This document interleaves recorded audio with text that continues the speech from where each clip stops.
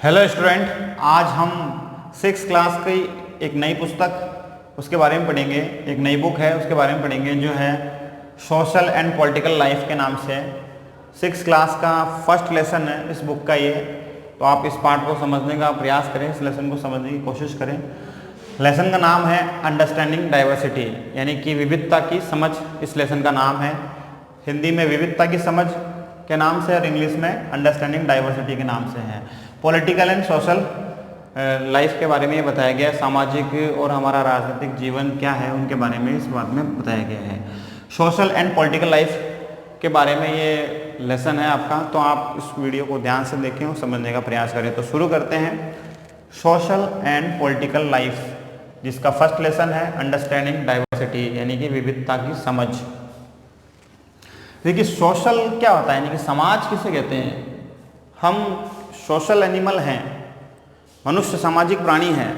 कैसे है, समाज किसे कहते हैं और मनुष्य सामाजिक प्राणी कैसे है, इन सभी को समझते हैं। Man is a social animal, यानी कि मानव क्या है, एक सामाजिक जंतु है, सामाजिक प्राणी है जो समाज में रहता है। समाज में रहकर ही अपनी आवश्यकताओं, जो उसकी नेसेसरी है, उसकी जो डिमांड है, उन सभी डिमांड्स को वो समाज में रहकर पूरा करता है।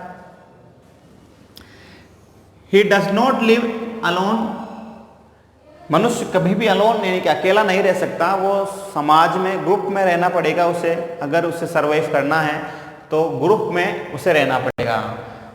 He lives in society where many other people live, वह समाज के सभी अन्य जो लोग होते हैं उनके साथ में रहता है और अपना जीवन जीता है। उसकी जो आवश्यकताएं हैं वो दूसरे मनुष्य से उसकी आवश्यकताएं पूरी होती, यानी कि जो एक मैन है दूसरे मैन की हेल्प करेगा। इस प्रकार से आपस में जो सभी मैन हैं तो वो सभी ऑल ओवर सबकी हेल्प करेंगे, तभी समाज में वो आगे बढ़ पाएंगे, अन्यथा समाज में वो पीछे रह जाएंगे। यानी कि मानव जो है समाज में उसे रहना पड़ेगा, समाज में रहेगा तभी तो वो आगे प्रोग्रेस कर पाएगा, अकेला नहीं रह पाएगा। अगर हम हमारे मानव जीवन की शुरुआत करें तब हम पाते हैं जब मानव की उत्पत्ति हुई, यानी कि धरती पर मानव का विकास हुआ, तब मानव जो है वह एक जंगली जीवन जीता था और वह ग्रुप्स में रहा करता था उस समय, यानी कि शिकार करना और हंटिंग के द्वारा ही, हंटिंग के माध्यम से हंटिंग करता था और जानवरों को कच्चा मारकर उनको कच्चा खाता था। अगर अकेला रहता वो तो या तो किसी जो वाइल्ड एनिमल है उनका वो शिकार हो जाता या फिर किसी और जानवरों के द्वारा वो मारा जाता। तो ग्रुप में मानव के रहने की जो प्रवृत्ति है वो शुरू से रही है, यानी कि मानव जो है वो हमेशा से ही ग्रुप में रहा है और ग्रुप में ही उसे रहना पड़ेगा। अगर अकेला रहेगा तो वो कोई कार्य नहीं कर पाएगा। तो मानव जो है हमेशा ग्रुप में रहा है और ग्रुप में ही उसे रहना पड़ेगा, यानी कि मनुष्य को ग्रुप में रहना आवश्यक है। और इन्हीं जो मनुष्य का जो ग्रुप है, इन्हीं ग्रुप को हम क्या कहते हैं, समाज कहते हैं। Collection of people living together is called society, यानी कि जो हमारा ग्रुप है, यानी कि एक ग्रुप है मान लीजिए को, जिसके कुछ विशेष कल्चर है, विशेष उसके रिलीजन है, उन ग्रुप को हम क्या कहते हैं, समाज कहते हैं। यानी कि कलेक्शन ऑफ पीपुल, यानी कलेक्शन ऑफ पीपुल यानी कि लोगों का एक कलेक्शन, एक ग्रुप, उस ग्रुप को हम क्या कहते हैं, सोसाइटी कहते हैं, समाज कहते हैं। Norms and veg of functioning of society is called politics, यानी कि अब इस ग्रुप को कंट्रोल करने के लिए, इस ग्रुप के जो कामकाज करने की शैली है, काम करने का जो तरीका है, उस तरीके को कंट्रोल करने के लिए, यानी कि ये आपस में न फाइट करे, आपस में लड़े नहीं, ऐसे में इनको कंट्रोल करने के लिए कुछ लोग क्या करते हैं, इन पे रूलिंग करते हैं, इन पे शासन करते हैं। उसी को हम क्या कहते हैं, पॉलिटिक्स कहते हैं, राजनीति कहते हैं। तो ये बात आपके समझ में आई, यानी कि सोशल क्या होता है और पॉलिटिकल लाइफ क्या होती है। सोशल लाइफ और पॉलिटिकल लाइफ आपकी समझ में आई, यानी कि हम मानव हैं, मानव जो है समाज में रहता है, समाज में रहकर ही वो अपनी आवश्यकताओं, अपनी जो जरूरी जो चीज़ें उनको पूरा करता है।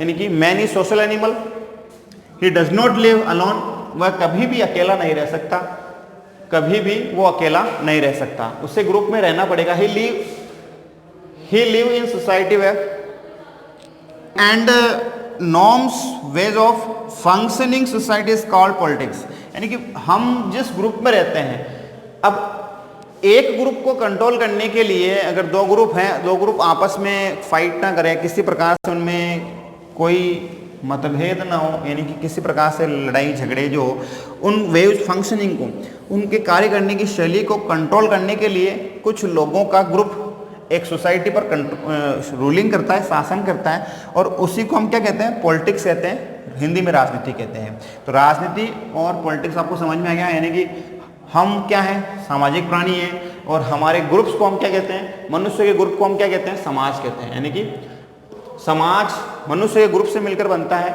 और मनुष्य क्या है, मनुष्य एक सामाजिक प्राणी है, समाज में उसे रहना पड़ता है, समाज में रहकर भी अपनी आवश्यकताओं की उसकी जो ज़रूरतें हैं, उसके जो कि डिमांड है, सारी डिमांड वो समाज में रहकर ही पूरा कर पाता है। वो बिना समाज के नहीं रह सकता, वो अकेला जीवन नहीं जी सकता।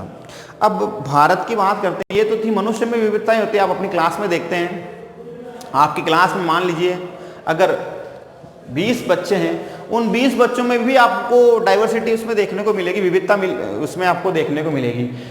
हर जो बच्चा है, हर जो आपकी क्लास का क्लासमेट है, उस क्लासमेट में आपको भिन्नताएं देखने को मिलती है। कोई अगर बच्चा आपसे छोटा है, कोई आपसे आपकी क्लास में बहुत लंबा बच्चा पढ़ता है, और कोई बच्चा ऐसा है जो पढ़ने में बहुत तेज़ है, और कई बच्चे ऐसे हैं जो पढ़ने में बिल्कुल कमज़ोर हैं, पढ़ते नहीं हैं। तो ये भी क्या है, आपकी क्लास में भिन्नताएँ हैं, और भिन्नताएँ जो है ये मनुष्य में तो है ही, मनुष्य के ग्रुप्स में तो पाई ही जाती है, यानी कि हमारे ह्यूमन लाइफ में तो पाई जाती है। साथ ही साथ हमारे नेचर में भी है, हमारे नेचर में भी विविधताएं हैं।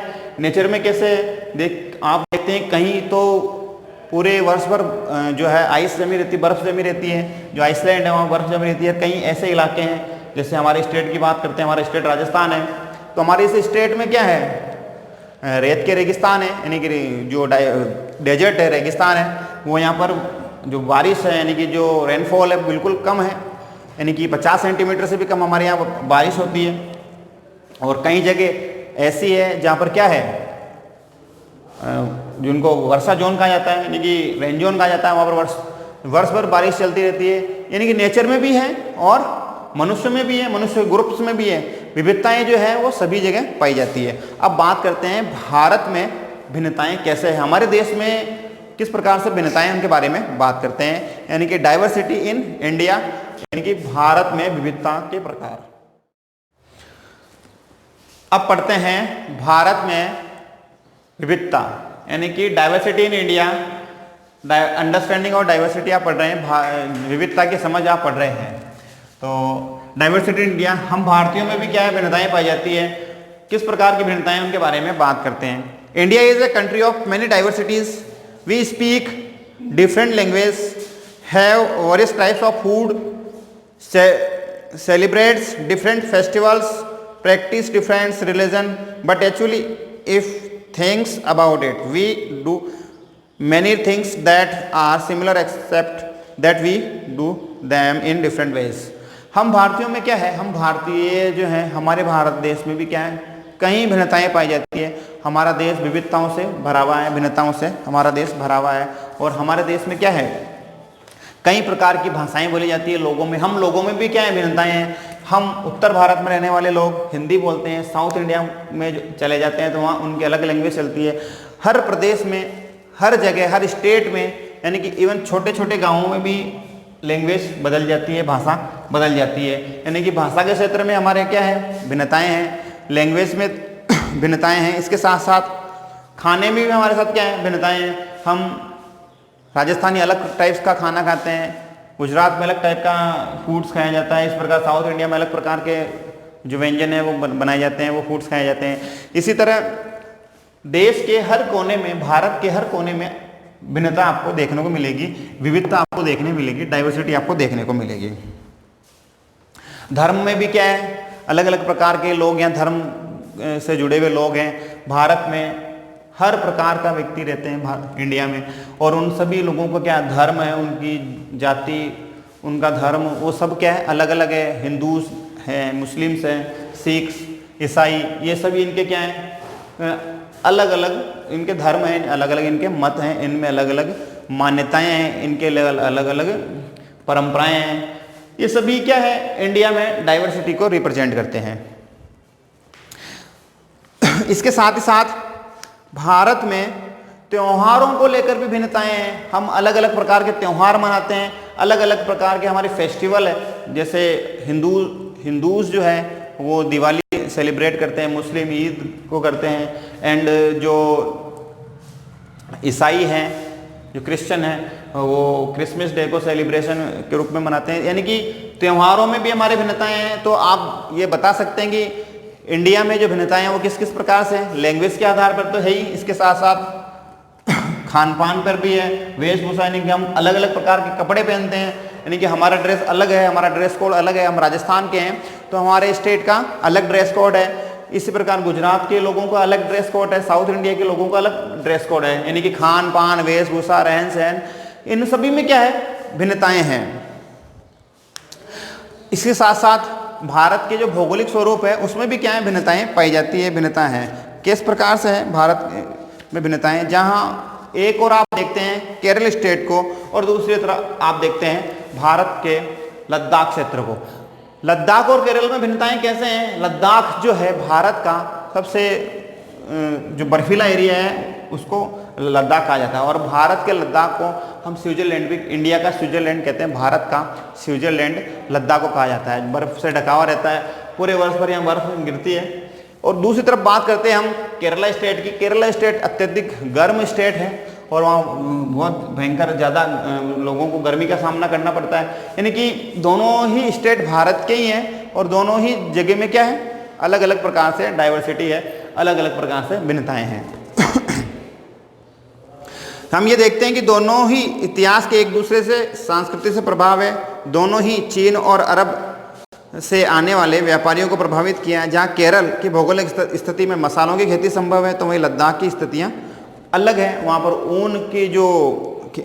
ऊन का जो व्यापार किया जाता है, यानी कि भेड़ों को पाला जाता है। लोग वहाँ जो सिप हैं उनको पालते हैं और उनसे ऊन प्राप्त करते हैं, और जो गर्मी से बचने वाले जो प्रोडक्ट हैं उनको बनाते हैं। इसी प्रकार केरल जो स्टेट है, केरल स्टेट में क्या है, वहाँ नारियल की खेती की जाती है। वहाँ ऐसे जो उत्पाद हैं उनको बनाया जाता है जो वहाँ के लोगों को उनकी आवश्यकताओं को पूरा कर सकते हैं। किसी भी क्षेत्र के सांस्कृतिक जीवन का उसके इतिहास और उसके भूगोल से गहरा रिश्ता होता है। यानी किसी भी जो हम देखते हैं जीवन, किसी भी जगह का स्टडी हम करते हैं तो हम देखते हैं कि उस जगह का जो जीवन है, उस जगह की जो लाइफ है, उसमें वहाँ के लोगों का जो हिस्ट्री है एंड ज्योग्राफी, दोनों का बहुत बड़ा महत्व होता है। तो जैव विविधता में भारत में और भी भिन्नताएं हैं हमारे देश में। ये तो केरल और लद्दाख की बात की थी, आगे और बात करते हैं। अब समझते हैं हाउ टू वी एक्सप्लेन विविधता, हम विविधता को कैसे समझें इसके बारे में थोड़ा पढ़ते हैं। A little more than 200 years ago और लॉन्ग बिफोर द ट्रेन, लगभग आज से हजारों साल पहले जब ट्रेन नहीं थी तब हमारा जीवन कैसा था। Aeroplane, bus or car become a part of our life, आज हमारे जीवन के जो भाग हमारे जीवन का हिस्सा बन चुके हैं। ट्रेन है, एरोप्लेन है, बस हैं, ये सभी जो भी यातायात के जो व्हीकल्स हैं ये हमारे जीवन के महत्वपूर्ण भाग हैं। इससे क्या होता है, people travel from one part two part of the world of another, यानी कि मनुष्य क्या करते हैं, इनसे एक स्थान से, विश्व के एक स्थान से दूसरे स्थान तक पब्लिक का ट्रांसपोर्ट होता है इनके जरिए। यानी कि पब्लिक एक स्थान से दूसरे स्थान पर, विश्व के अन्य स्थानों पर जाते हैं। इन शिप और हॉर्स, जब ट्रेन्स नहीं था तब मनुष्य क्या करते थे, ऑन कैमल्स और ऑन फुट, यानी कि कैमल्स के माध्यम से, हॉर्स के माध्यम से उन पे उनकी राइडिंग करके उनके माध्यम से एक स्थान से दूसरे स्थान पर लोग क्या करते थे, पब्लिक का ट्रांसपोर्ट करते थे। किनके माध्यम से, जानवरों के माध्यम से। Even they went in search of few lands और new pairs of the settle in, जब मनुष्य जो घुमक्कड़ प्रकार का था, यानी कि जब वो घूमा करता था एक जगह रहता, उसका जो स्थायी निवास नहीं था, यानी कि घूमकर अपना खाने की तलाश में, जहाँ उसको खाना मिलता वो वहीं रह जाता, और उसने वहीं अपना, जहाँ अगर वहाँ खाद्य की सामग्री यानी कि जो फूड्स है वो ख़त्म हो गए तो फिर से वो नए खाने की तलाश में मनुष्य चला जाता था। जब मनुष्य की मानव जीवन की शुरुआत हुई धरती पर, धीरे धीरे मनुष्य अब धरती पर क्या है, अब सेटल होने लगा। अब सेटल होने में कैसी जगह उसने चूज की, जहाँ क्या हो, डाइवर्सिटी भी हो, सब लोग आपस में एक जगह कलेक्टिवली रह सके और उनकी जो आवश्यकताएं हैं वो आवश्यकताएं उन्हीं लोगों में से पूरी हो सके। तो उन्होंने ऐसी जगहों को चुना जहाँ पर क्या हो, वाटर के सोर्सेस ज़्यादा से ज़्यादा वहाँ मिल सके, साथ ही साथ जो उनके जो मवेशी यानी कि जो उनके कैटल्स हैं उनको पालने के लिए जो खेत हैं वो भी, और जो उनसे वो जो फूड है वो ग्रो कर सके। ये सारी बातों को ध्यान में रखते हुए उन्होंने ऐसी जगहों को चुना और वहाँ वो रहने लगे। मानव ने अपना एक स्थायी ठिकाना अब ढूंढ लिया है। They because it took so long their travel, when they go to a palace, people stayed there even for a long time. Many others left there who once becomes there were farmers and drought, and many could not get enough in to eat. Some went in search of work while others left because there was a war. मनुष्य एक स्थान से दूसरे स्थान पर क्यों जाता था? अक्सर लोग खेती करने के लिए या यात्राएं जब वो करते थे, यानी कि एक स्थान से दूसरे स्थान पर यात्रा करने के लिए वो ट्रैवल करते थे, या अपने भोजन की तलाश में ट्रैवल करते थे, या वो ऐसी जगह को वहाँ पर रहना पसंद करते थे जहाँ क्या है, लाइफ सिक्योर हो, जीवन सुरक्षित महसूस हो। उनको तो ऐसी जगहों की वो तलाश करते रहते थे। इस वजह से क्या है, लोग बार बार अपना घर छोड़ देते, बदल देते थे। उन्हें जब पेट भर खाना नहीं मिलता तब वो क्या करते, नई जगह जाकर बस जाते और वहाँ रहने लगे। अगर वहाँ पर खाना खत्म हो गया तो फिर वो आगे बढ़ जाते हैं। या इसके कारण वॉर भी हो सकते हैं, यानी कि जब जिस ऐसी जगह पर मनुष्य रहना पसंद नहीं करता, जब क्या हो, वॉर ज़्यादा हो, तो युद्ध ज़्यादा रहता हो, तो वहाँ जनसंख्या की जो बसावट है, यानी कि जनसंख्या जो वहाँ रहती है, तो उनका जो बसावट है उनकी वो कम है, यानी कि वहाँ पर मनुष्य की जो काउंटिंग है वो कम होती है। जहाँ युद्ध है, बाढ़ है, भूकंप है, ऐसी स्थिति में ऐसी जगहों पर मनुष्य कम रहना पसंद करते हैं। कुछ लोग काम की तलाश में, तो कुछ युद्ध के कारण भी अपना घर बार छोड़ देते थे। जब लोग नई जगह में बसना शुरू करते हैं तो उन्हें रहने सहने में थोड़ा बदलाव आ जाता है उनके, यानी कि नई जगह जाते हैं तो उनमें रहने बसने में, खान पान में थोड़ी दिक्कतें आती हैं। बाद में क्या करते हैं, वो उन्हीं दिक्कतों का सामना करते हुए वो उनसे एडजस्टमेंट कर लेते हैं, उस वातावरण के साथ में वो समझौता कर लेते हैं।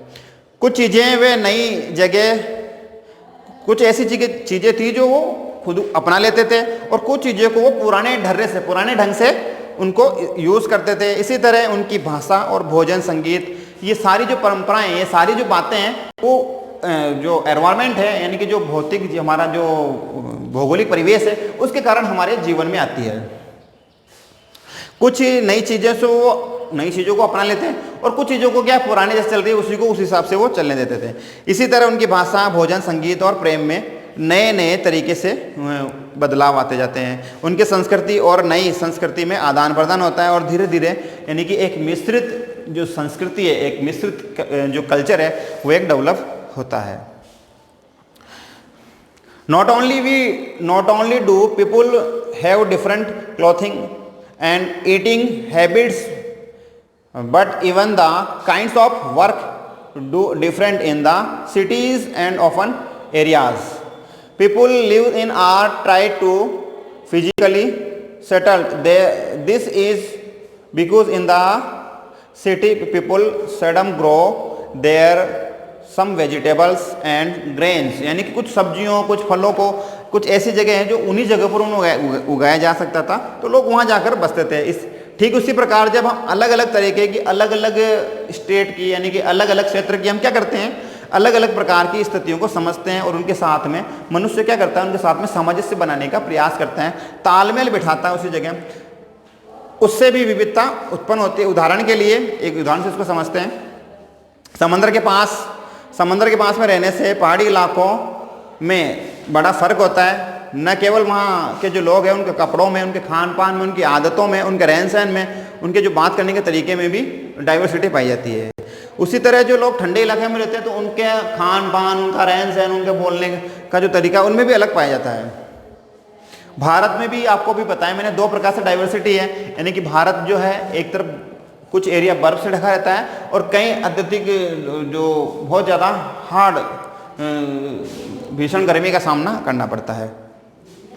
तो इस पार्ट में आपने डाइवर्सिटी को जाना, यानी कि विविधता को समझा आपने, और भारत में किस प्रकार विविधता है इसको आप जाना। इसका कुछ और पार्ट है, पार्ट 2 में हम भारत से संबंधित और विविधताओं के बारे में जानेंगे। तो आज के लिए इतना ही, मिलते हैं फिर से नई वीडियो में। थैंक्स फॉर वॉचिंग, धन्यवाद।